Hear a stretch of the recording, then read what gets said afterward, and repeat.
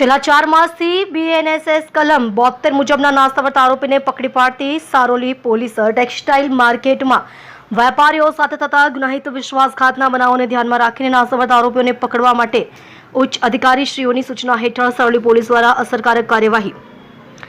ગુનાનો વિગતસાર આરોપી ગૌરવ કુમાર તે Misha home ડેકોરના proprietor છે.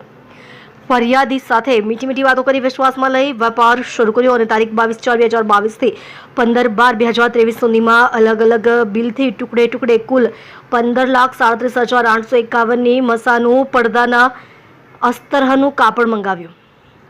તે પૈકી ₹11,98,353 ચૂકવી બાકીના ₹3,39,498 આજ સુધી ચૂકવ્યા નથી અને ફરિયાદી સાથે ગુનાહિત વિશ્વાસઘાત કર્યો. સુરતના સારોલી પોલીસ સ્ટેશનમાં 2025 ભારતીય દંડ સંહિતા 1860ની કલમ 420 મુજબનો ગુનો તારીખ 9/4/2024ના રોજ આરોપી વિરુદ્ધ દાખલ થયેલ ટેકનિકલ વર્કઆઉટ અને હ્યુમન સોર્સિસના આધારે ASI નરેન્દ્રભાઈ મધુભાઈ તથા હેડ કોન્સ્ટેબલ યશપાલસિંહ મુણુભા નાઓને ચોક્કસ માહિતી મળતા સારોલી ખાતે આરોપી ગૌરવકુમાર ભગતરામ મિત્તલ ઉંમર વર્ષ 40 ધંધો ડ્રાઇવિંગ રહે ઘર number 5478/1 old bypass road Kirtinagar Thanesar શહેર થાણા કૃષ્ણા ગેટ જિલ્લો કુરુક્ષેત્ર હરિયાણા નાને પકડી પાડી કાયદેસરની કાર્યવાહી કરેલ છે.